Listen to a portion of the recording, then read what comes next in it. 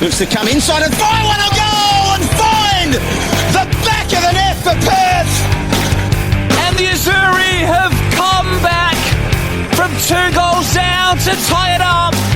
Cue the celebrations for the Azzurri.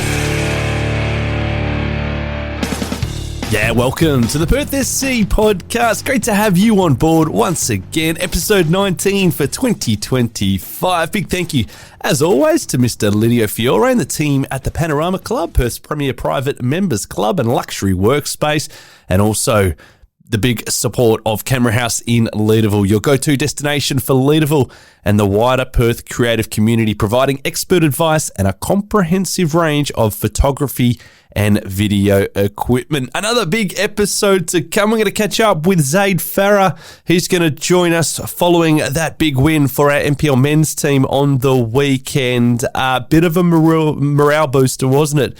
That big 4-2 win over Armadale. And also Matilda Boehm, she's going to join us. Scored a cracker a couple of weeks ago, probably more known for her defensive duties, but I'm interested to learn a little bit more about the story of Matilda. So looking forward to a couple of great guests a little bit later on. It was a big weekend. There was some big wins as mentioned, but how good was it giving away $800 for our crossbar challenge on Saturday? It was all good stuff. I wasn't sure if it was going to go. It did go in the end, and a proud supporter in Charlie managing just to nick the underside of the crossbar to walk home with $800. All thanks. And a big thank you to our matchday sponsors at the Finney Group, the Thai Orchid Restaurant, and a New Look Dry Cleaner. So don't forget, a bit of fun each and every match day for our NPL men's team as we do the crossbar challenge at half time. We're back at it this weekend, albeit the jackpot has gone, but $100, nothing to sneeze at in this day and age. So, get around it this weekend down there at DG. Before we get into our chats, a few notices around the club. Nominations, of course, for the Perth Soccer Club Awards are now open. Perth SC has open nominations for Merit and Life Membership Awards to recognise outstanding and distinguished service to the Perth Soccer Club. It does require 5 years of service, not necessarily continuous. Life membership requires 15 years of service. Once again, not necessarily continuous, but there's some fantastic people that do some fantastic things around the club and some very worthwhile nominations there. So have a think long and hard. All nominations must be proposed by an ordinary member and must be seconded by another ordinary member. So put your heads together, and if there's someone else that's really jumping out to you that's just doing a fantastic job at the club at the moment, let's give them a little bit of recognition. They must address the award guidelines, however, and you can email the club secretary outlining why you think a particular member is deserving of the award. Nominations are open for that until the 1st of October. So, a little bit of information there. Our 200 Club raffle is still going. Tickets are $200, which goes towards supporting the club. You might walk away with $3,000, so a nice little tidy investment there if that's your thing. Tickets will also include your 2026 membership. And, the draw for the 200 Club, that is now going to take place in September due to a bit of a rejig of some scheduled fixtures, particularly that one against Olympic Kingsway. So check your latest member email and communications there, or you can visit perthsc.com.au for more details on that. Also, some really important information is going to be coming out, and it's going to be all around the Dorrien Gardens redevelopment. We are holding a number of member forum nights, if you like. The WA Italian Club and the Perth Soccer Club, they'll come together to host these nights, and we're looking forward to all members coming down, having a listen, maybe putting some opinions forward, some views forward, and really just getting all up to speed on what a new look Dorrien Gardens and WA Italian Club precinct might look like. So save the following dates: 20th of August. It is a Wednesday between 4:30 and 5:30. That one is being held at the WA Italian Club. Just be aware it is margarita and pasta night as well, so you might be able to go down there and get yourself some dinner following that forum. There'll also be a second one, which will be held in September on Wednesday the 17th. That is at 7 p.m. To 8 p.m. And well, once again, it is a Wednesday, so you can go across to the Italian Club, grab yourself something to eat, and then come and have a bit of a listen and see what's being said. So, make sure you do get involved in that. It is hugely important that everyone's on board with what is happening around the club, and this is a way that the club and the WA Italian Club is doing their best to make sure that people are staying up to speed and that communication is coming out in the right manner. So, get around those information nights. Our wine fundraiser continues. Big thanks to Borello Vineyards. Each six-pack sold will go back into our football programs here. If you do want to order yourself a couple of bottles of vino, jump online to the Borello Vineyards website and use the code Perth Soccer Club, all one word, all lowercase, at the checkout, and you'll receive a nice little discount there as well. So, as I keep saying, a nice drop of red in these cold evenings does go down quite nicely at the moment. Drink responsibly, of course. Right, there we go. A few notices from around the club. Let's have a bit of a look at what's been happening on the field. Well, what a massive win it was on the weekend for our senior men's team with that 4-2 result over Armadale.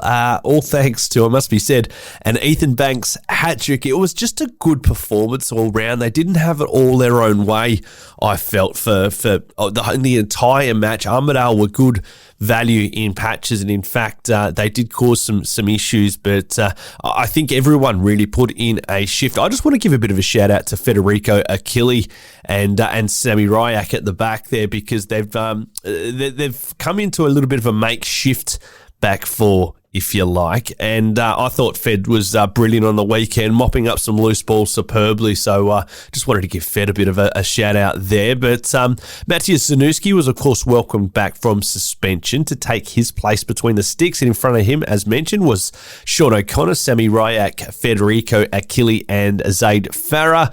Abdul Osman, Jackson Morgan, Josh Keller, and Jamie McNellis made up the midfield four, with Ethan Banks and Gordon Perkins once again leading the line. And I did say Perth didn't have it all their own way. In fact, they struggled in some pretty wet and heavy conditions. They went behind early as Armadale caught them on the counter for the game's opener. But they were back in it just before half-time as Sammy Ryak, he picked the pocket of Peter Jacobs and played a beautiful ball forward to find Gordon Perkins before some neat play in the box by Jackson Morgan set up Ethan Banks to make it 1-1 going into half-time.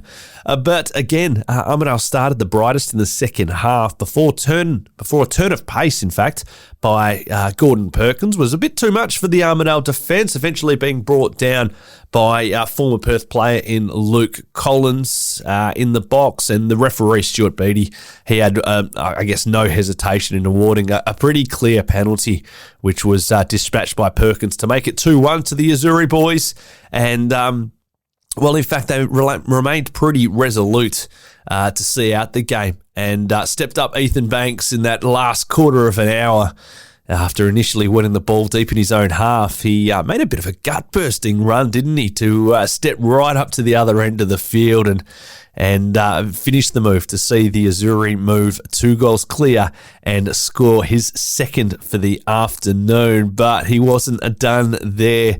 He would then put the cherry on the cake with the best of the afternoon and one of the goals of the season for Perth, as some neat link-up play between O'Connor and Perkins, and Perkins setting up Ethan Banks for a bit of a bomb from outside the box to find the top left-hand corner of the net. Now, Armadale did manage to scrape one back, but ultimately it was a day for the Azzurri boys, and they ran out 4-2 winners. So what does that mean? Well, let's have a bit of a look around the grounds. Bayswater, they got over the top of Glory quite easily in the end. That was a 3-0 victory for Bayswater. Fremantle, that was a really important win for them over the Western Knights. Sorrento drew 2-2 with Floreat. Balcatta, what an upset, getting over the top of Olympic Kingsway.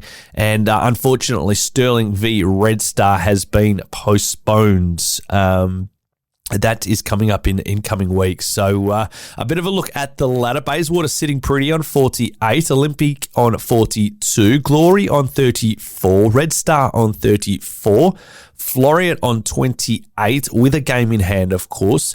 Perth sitting on 27, down to Western Knights on 23, Armadale 20, and then we go down to Sorrento on 19, Fremantle on 16, neck and neck in that relegation survival playoff spot with Balcatta also on 16, and poor old Floreat Athena. It has now been official. They will be relegated back to State Div 1. So, got a feel for a few of the supporters down there at Floreat, but that's just the way the cookie crumbles in the world of football sometimes.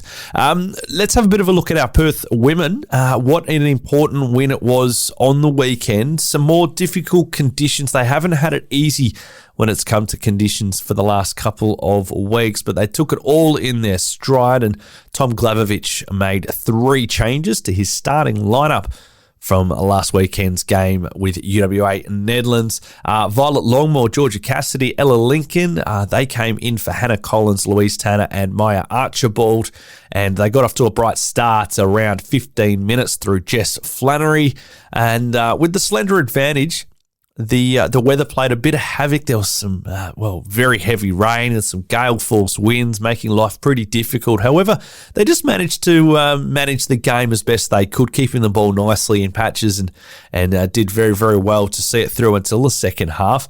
And they doubled the advantage early in that second half. In fact, Ella Lincoln, with a little bit of a solo run to beat her marker, and then finding the inside of the right-hand post, it did dribble across the line. Referee did find that it did cross the line, so there was 2 up there for the Azzurri Girls. And Daisy McAllister, she didn't need an invitation. She never does. And she'd had a bit of a postscript with 2 late goals. The first one, a bit of a solo run after a quick break from a Subiaco corner, as I understand it.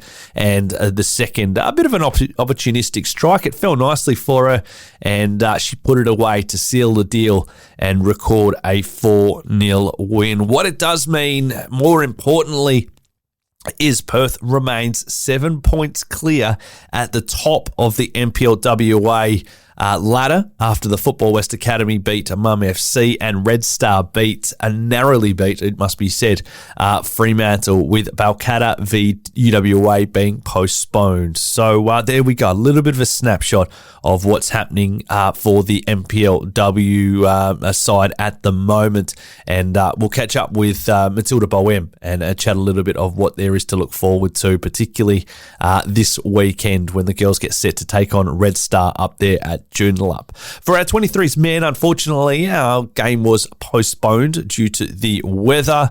Our 18s men, well, they might have wished that their game was postponed too, because they went down heavily 3-0 to Armadale on Saturday.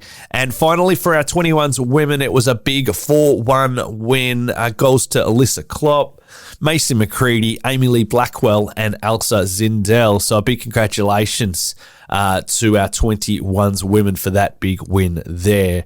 Right, I've yabbered on a bit too much. I'm going to take a very, very quick break. We're going to get into the first of our guests here. You're on the Perth SC Podcast.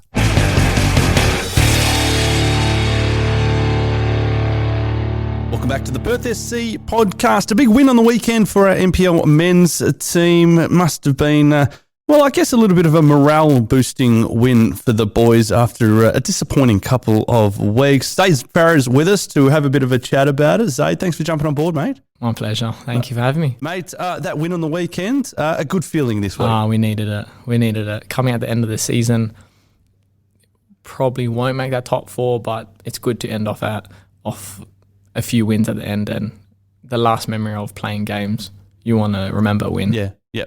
You've got some interesting fixtures to come. We'll go through them shortly. But what was the most pleasing aspect of that win, do you feel? Everything went to plan. We've trained prior. We knew how they're set up. It was quite first half. You know, it was quite tight, and then at the end of the game, it kind of led away. But it was an entertaining game to be a part of. The most pleasing thing is obviously the result, but how we carried out the training plan on the day. I think it worked well, and the result spoke for itself. From the outside looking in, I feel that it was you didn't have it all your own way, so it must have been good that you could get yourself back into the game after that early goal. Yeah, correct. It kind of woke us up a bit. Sure. And then after that, that's when we really kicked on. Banksy, a couple of cheeky finishes. Oh, what was that? He turns it on every now and then, Banksy, and when he does... Don't give him a big head, he'll get a big head. Hot, He'll listen. Don't give him a big head. Mate, you did mention you're 7 points off that top 4 cup spot now. I mean, it's not mathematically out of the equation, correct. There is a few games remaining. And I mean, how do you assess it at the moment? But without being down in the dumps, you still want to be able to... Correct. All we can do is look, we got 4 games left. By mathematically doing the calculations, if they lose 3 games, let's say, then we can make the top 4. But, the likelihood of that is... Reflecting on that game against Redstar, I mean, I think everyone around the club felt that it was just a real kick in the guts. Not the fact that you lost, but in the manner. How we lost. Late on, controversial penalty. Yeah, how it was. I mean, how have you guys been trying to get yourselves back up for these fixtures since? To be fair, our trainings are unbelievable. So Monday, obviously, we are still a bit sore thinking about it, but by Tuesday, Thursday, we're already progressed from that point, and we're like, okay, what's done is done. You can't really do much about it. Let's move on to the next game and get that 3 points.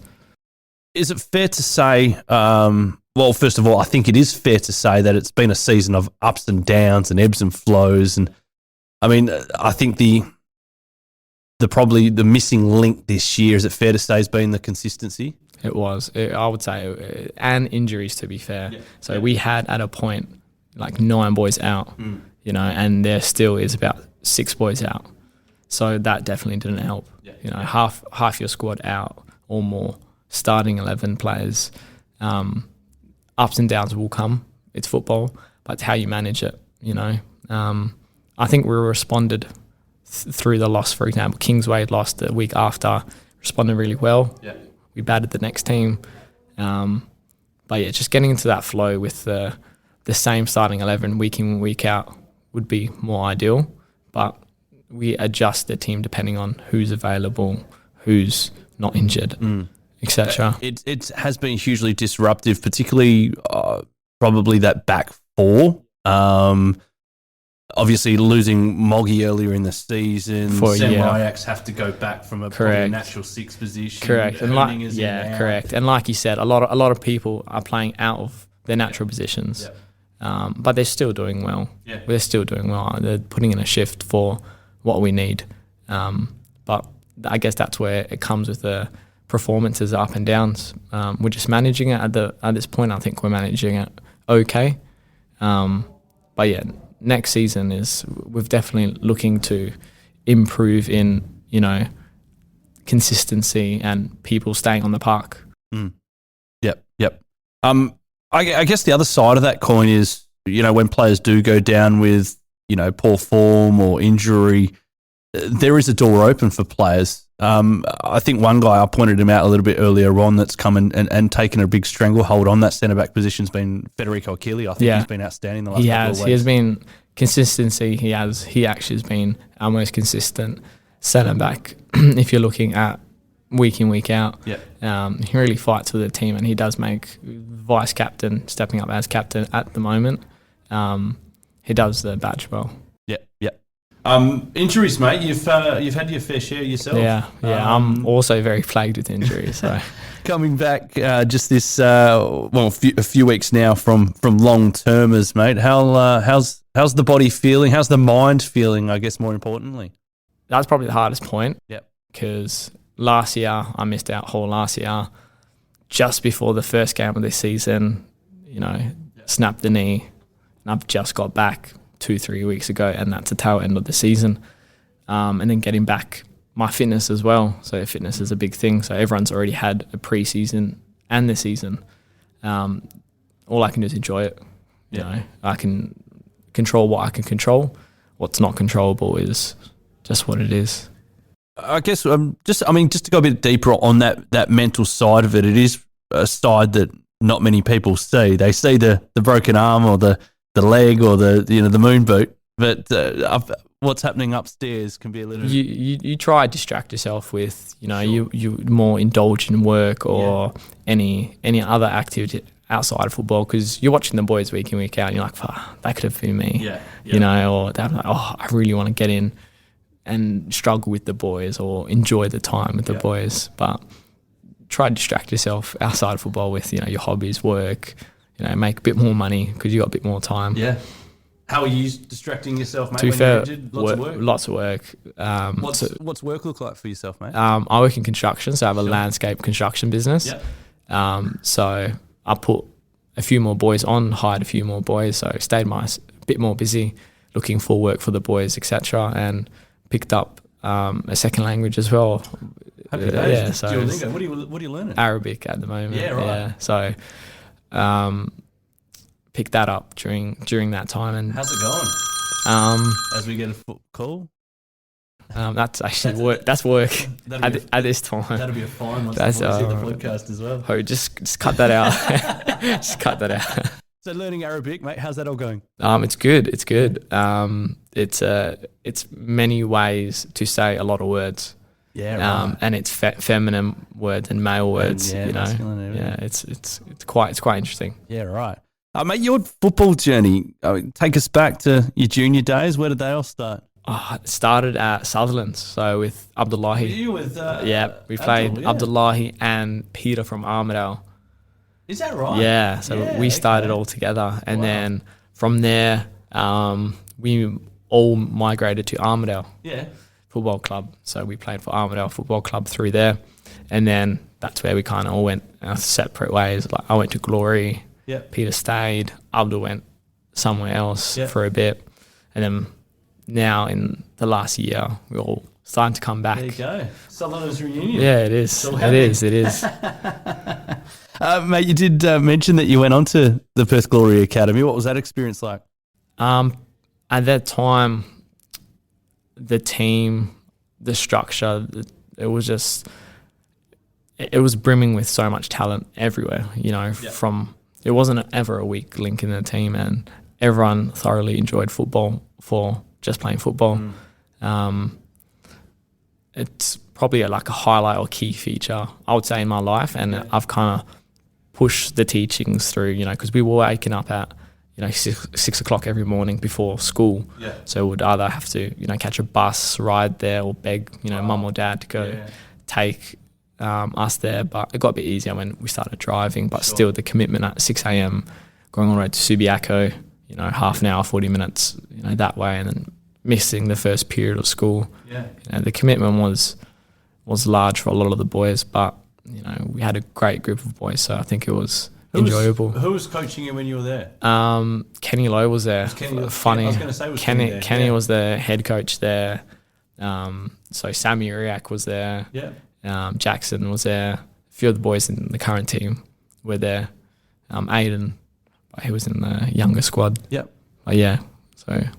Good stuff, mate. And I guess was there a moment that you wanted to kind of use that to propel yourself maybe onto, I guess, and just test the waters as far as a professional career goes? Yeah, well, to be fair, I'm very family oriented. I did kind of want to stay around the family. Sure. But I did try to pursue other avenues. I went to England. I went to Qatar for a little bit. But it just I tried my best, I guess. If it's I'll definitely put this on silent now. I did try the best. If I look back at it, could I have done something different? No, if it's not faded for me, it's not faded for me. Yeah. But I know I tried my best through glory system and preparing myself through that. Even playing internationally versus Oman, for example, that was an amazing experience. So it's good memories you have and like key moments. Like I can transfer, later on in the generations. And yeah, no, good stuff, mate. And you did mention there a bit of international, I guess, experiences. Having a bit of involvement with the Somalian national team. So that's your heritage? Yeah, so Somali Scottish. So so the Somalian side, they were watching for a couple years. They've reached out a bit earlier. And then I went for a boot camp in Djibouti. Yeah. They liked what they saw, and then I got my first starting versus Oman, which was a 3-2, unfortunately loss. Yeah, right. Last minute goal, loss. But then the game after that, we versus Egypt, Mo Salah. Yeah, right. I got injured again just before we flew out, and then that was a great time to remember. And was that you grew up? Were you born in Australia? Yeah, I was born in Australia. Yeah. So was that your first venture back to that region, or had you no? been back previous? I go every maybe like 4 or 5 years. I've been there a couple of times just to touch base with the family. So you're semi-familiar with it. Correct. But it was a lovely experience. Yeah, lovely experience. No, brilliant stuff. Your role, your fullback, mate. Yeah, is that? I always see you as just the right back. That's it. just do your job right back. That's it. Is that the way that you see yourself? To be fair, yeah. I've always enjoyed the fullback position. Having both, especially in this team, they give you such a license to go forward. Sure. So really expressing myself when I can go forward and doing my job in a defensive role as well. I think I can play two sides of the coin, attacking and defence really well. So I think I've always loved right back, even though when I was younger I was more of the centre mid position. But I think as I grew up, I migrated more to the right back position. Yep. Just as far as looking a little bit further ahead, as I said, there's some big fixtures to come. I mean, the way it lands is that you will play the top 3 teams consecutively over the next 3 weeks. If nothing else, it's a real litmus test of where you're at. Yeah. So that would test the boys' fitness, and we'll end off, in playing such tough games. Will definitely be tested through those 3 games. Perth Glory this weekend at home. It was a pretty good result. You probably should have beaten them last time you played them down there at Sam Kerr. Yeah. What was it, like 20 missed shots? Yeah. It was. It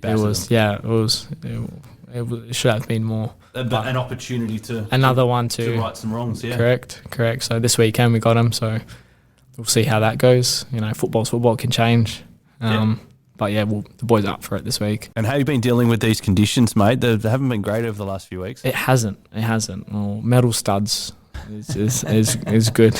That's all you can do. Yeah, keep them below the knee, mate. Just don't slip. Exactly. Yeah, you'll be in trouble.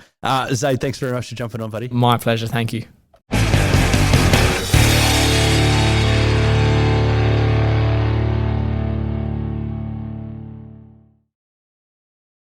Welcome back to the Perth SC Podcast. Big thanks to Zayd Farah, who joined us a little bit earlier on. Let's turn our attention to the women's team. Another big win on the weekend, an important win, important to keep this momentum going as we start to get to the crunchy part of the season. But Matilda Boehm's with us to have a bit of a chat about what's been happening. Matilda, thanks for giving us a bit of time.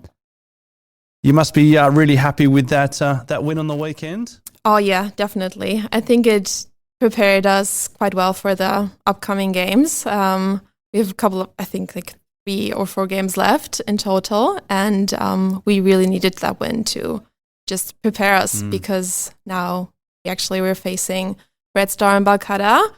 So, important games ahead of us. The conditions weren't great on the weekend. You got to battle against not only the opposition, but the wind and the rain and everything else. It looked like you managed the conditions fairly well.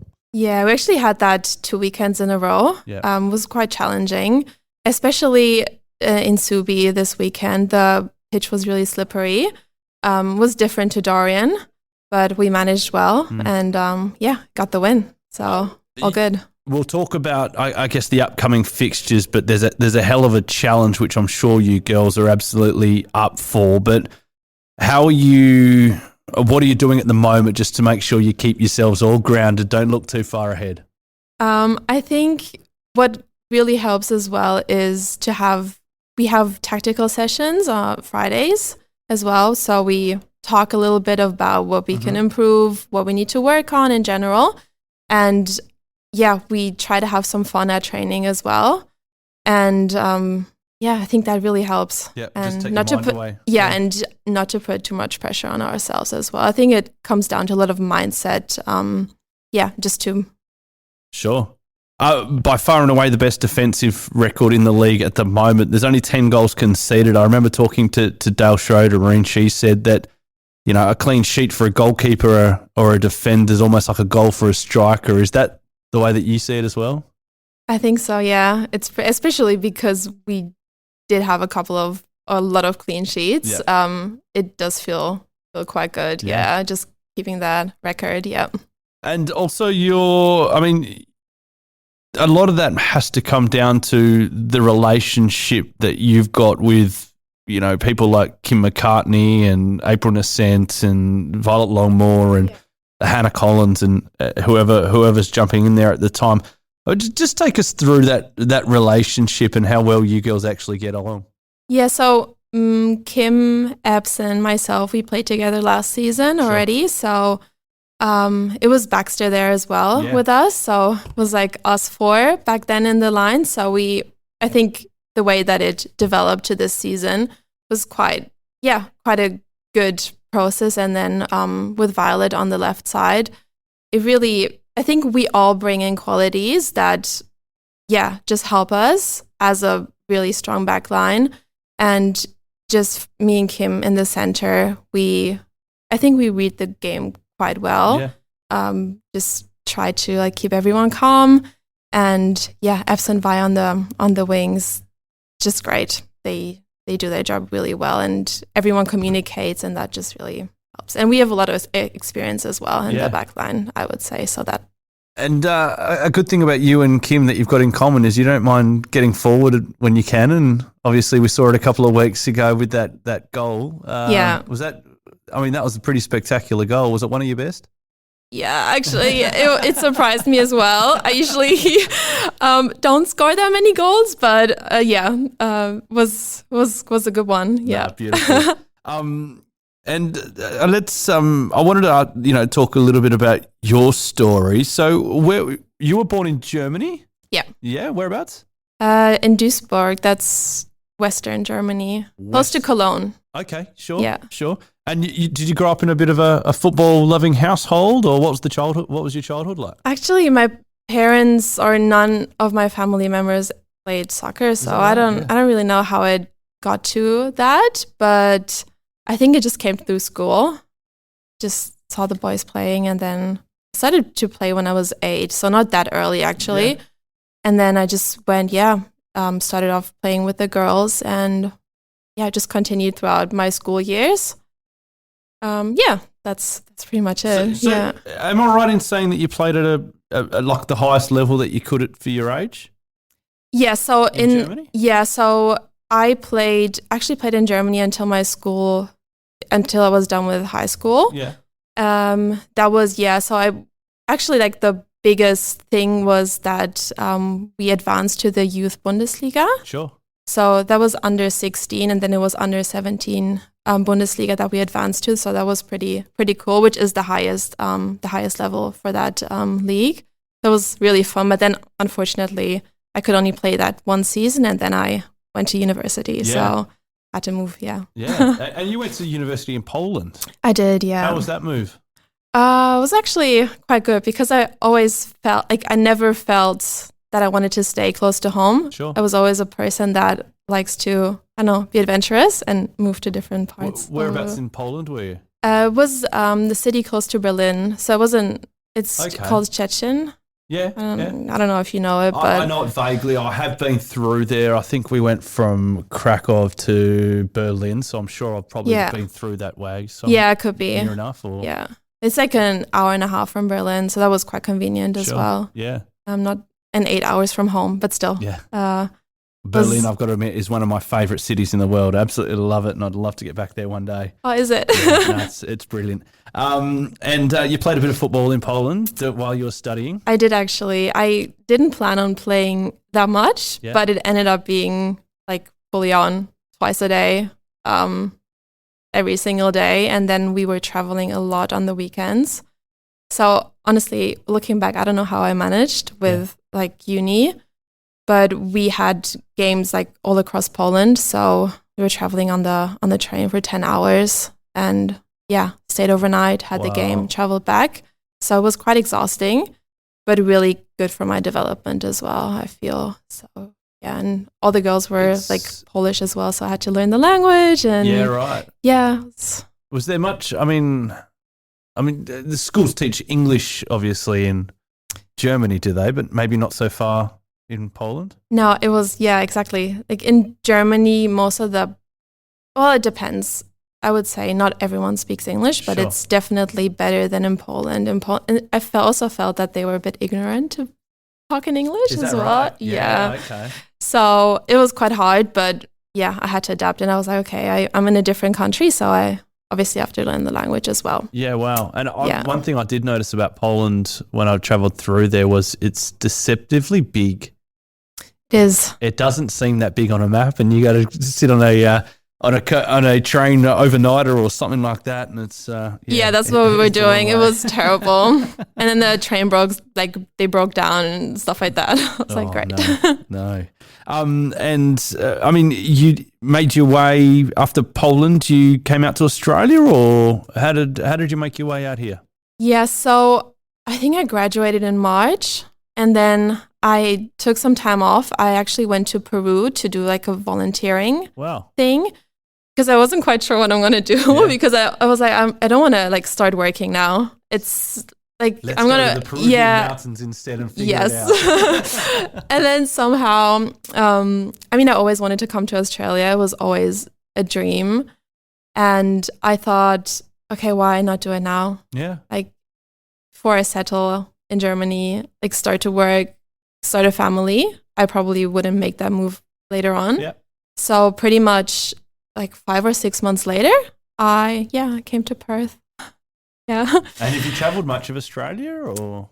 So I've been around a lot when I was younger.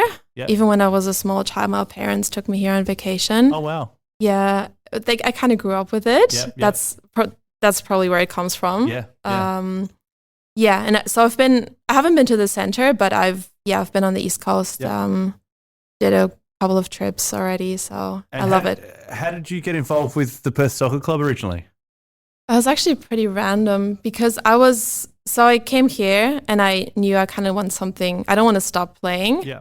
So I just Googled the nearest club, to be honest. And of course Perth. Yeah. Because I live close by, actually. It's like 2 minutes from my home. Yeah. So, I literally just, And then I think I called the club and I was like, hey, are you looking for players? Yeah. And then, that's how it, started. And then I went to watch a game. I think that was during night series. They just started playing. I watched a game, I think it was against Subi. Sure. And had a chat to Peter, so the coach 3 seasons ago. Yeah. And and then I started training with them. And I'm still here. Hey, if you don't ask, you don't know. There you go. Some big fixtures to come. Let's talk about that. It's a little bit hard to be able to paint an ultimate picture, as I keep saying, because there's so many makeup games. There's been postponements, and there's teams with a few games in hand, and even Perth's got a couple of games in hand. You start this week against Perth Redstar a team who I thought was probably your best, well, as a team, the best game of the season when you beat them here a few weeks ago now. But, I mean, how much of a challenge do you feel this weekend's going to be? I always feel playing Redstar is always, like, I feel like it's the biggest challenge. Yeah. Especially, like, remembering playing them, like, every season now, like the 3 seasons that I have been here, we were always struggling against them. So yeah, we really need to step it up this time and stay focused. But I'm actually really excited to play them. Yeah, we'll see how we go, especially because we're on top for now. So like the roles have switched. Yeah, I'm actually looking forward. And what do you feel you've got to do well to be able to beat Redstar? I think mostly just to not put too much pressure on ourselves, to not get stressed, just to, see that game as a training game. We know that they're a hard opponent, but yeah, just gotta keep going. Even if they score, we just have to score 2 more. And It was an interesting game, the one that we had here against Redstar, because I remember that, I mean, Redstar without a doubt were on top for the first 5 minutes, and then all of a sudden it was just like someone flicked a switch, and it was, you girls were relentless from there on, and a big win on that particular day. But I guess performance-wise, it's surely you want to be switched on from the get-go. Yep, 100%. I also hope that the pitch is fine, especially with all the rain. So hopefully we'll have better conditions this weekend to make it easier for us to pass the ball and not to get stuck in a water hole. So yeah. And I guess it's important, as we started to talk about at the very beginning, there'll be other fixtures going on. And I mean, how do you make sure that you've just got that gun barrel focus for the task at hand rather than worry about what everyone else is doing? Oh, honestly, the good thing is that we don't have a midweek game this week. Yeah. So we can completely focus on Sunday. We have another tactical session on Friday, just to, review some runs and talk about how our positionings. So I think that really helps. And then after Sunday, we'll just, go from there and focus on our midweek game on the Wednesday. And what's the message been from Tom over the last little while as you head into this stretch now? Well, he's pretty positive about everything. Yeah. He just really encourages us to, stay focused. Not to, in that last stretch, not to do something crazy or whatever, to play the game that we have been playing, because I feel like as a group, we have been playing so well, and it's actually been so much fun as well, just playing. And the group is just great. The girls are every single one of them, they're just everyone has great talent. So it's actually, that's literally just stay ourselves. Do you dare to dream away from football that, maybe you could be a part of the team that brings the first NPL women's title to Dorrien Gardens? Yeah, that would be so good. That I'm actually really hoping for that. Finally. I've been waiting for it. No, good stuff. Yeah. Matilda, thank you very much. All the best with it, and wish you all the best for this weekend. Thank you so much.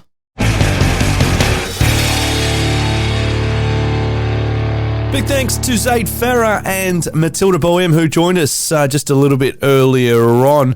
Don't forget to keep spreading the word of the mighty Perth Soccer Club podcast, now available as always through Spotify, through Apple, through YouTube Music. Hit that subscribe button, leave a comment, leave a review. That would be even better.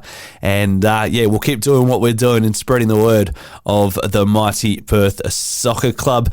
Quick look ahead, and it all starts on Saturday, another big weekend as our Azzurri men get set to take on Perth Glory. That's all happening 3 p.m. on Saturday, right down here at Dorrien Gardens. Prior to that will be our 23s men at 1 p.m.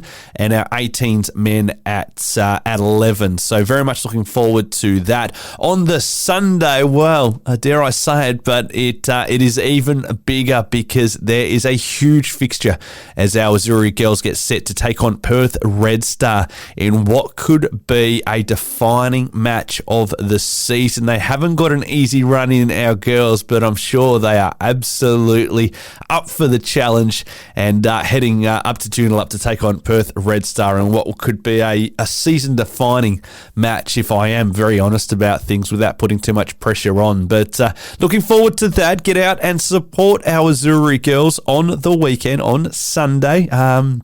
Weather-wise, it might be even a little bit better than Saturday, the way we're going. So we'll see how it all plays out. But enjoy your football across the weekend, and come on, the Azzurri.